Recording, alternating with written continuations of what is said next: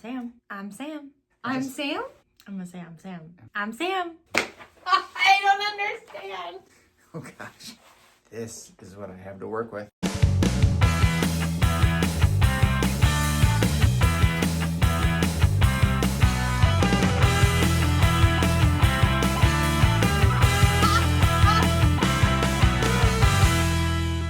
Ladies and gentlemen, welcome to another episode of The HOSA Way. I'm Sam. And I'm Mark. There's a lot of useful tools that we have created over the years, as you will see, because one of them was actually made 7 years ago. Is it dated? Only in the sense that it does mention Twitter on it, of which we do not use or participate. It's not even called Twitter, but you know, that's not the point. The real point is that there are some really good tools that we have made over the years, and we kind of want to pass them along to you as part of this video. On the National HOSA website, there is a link called Competitive Event Useful Tools. Once you click this link, there is a bunch of different resources that National HOSA's competitive events team provides its members, or its competitors, its members. Members.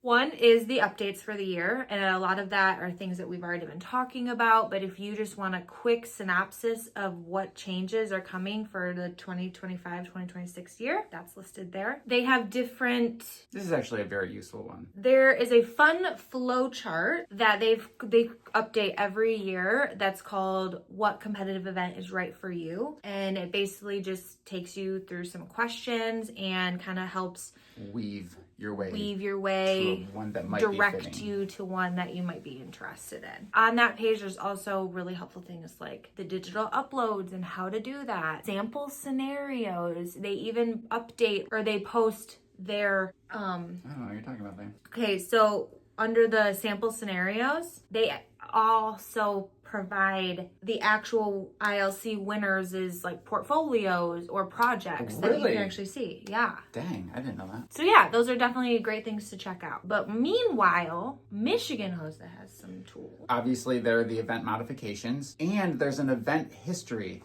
So this is a little bit interesting this year because if the regions were the same, you would be able to look back and see, oh, in region 1, in region 2, in region 3, there were this many competitors in this particular event, which is kind of a good guide for you because you know what the popular events are in your region. Sometimes that differs. However, this year, since we kind of mixed up the regions, basically you're going to get an idea of what are the more popular events across the board. And then we've also created a CE characteristics for Michigan. Ooh, do tell. Yeah, well, it's called CE characteristics.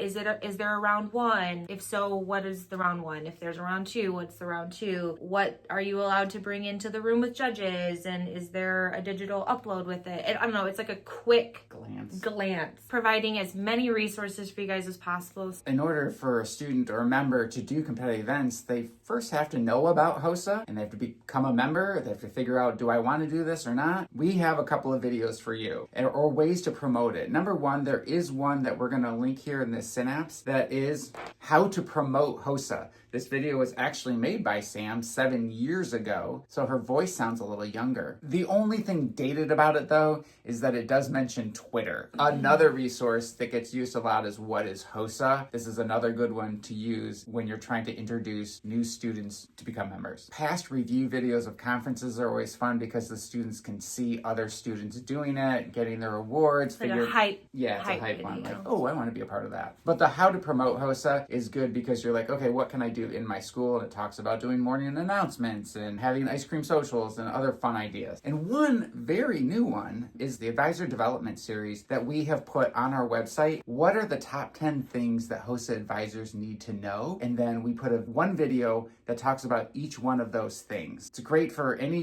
honestly, even if you're not an advisor and you want to know what HOSA offers or what you can do, this is a good one for that. I recommend any HOSA leaders going through that video series and watching them. And last thing is Gift of Life HOSA Challenge. We talked about it last week, but we just want to remind everybody that registration link is live. Consider signing up your chapter. It's a great way to give back and have your chapter do something more than competitive events for the year. And last but not least, believe it or not, less than a month from now is the first regional. What is the? Hold on, simmer down, Tiger. When is that due? Yeah, it's October. October like 15th. 15th, isn't it? Something like that. We are about a month away from the very first registration deadline for our first regional conference. For the registration deadline. I'm not panicking, you're panicking. No, I'm kidding. That's Region 9, by the way. At Troy, so start getting that on your brain if you are going to be at that conference. And that's the HOSA way. And that's the HOSA way. You want to join me this time? Yeah. Okay. The only thing dated about it, though, is that it does mention Twitter, of which we do not use Twitter. Didn't we already say this? Did we? Are you serious? Did we do this part? Yes. No. Yes, we did. I do remember saying that, though. Yes. There's a how to promote HOSA. Did I talk about that one earlier? Well, I just remember this Twitter conversation. You guys, if this is a repeat, I apologize. It was all the pot my mom did in the 70s. Okay. Include that in your PSA.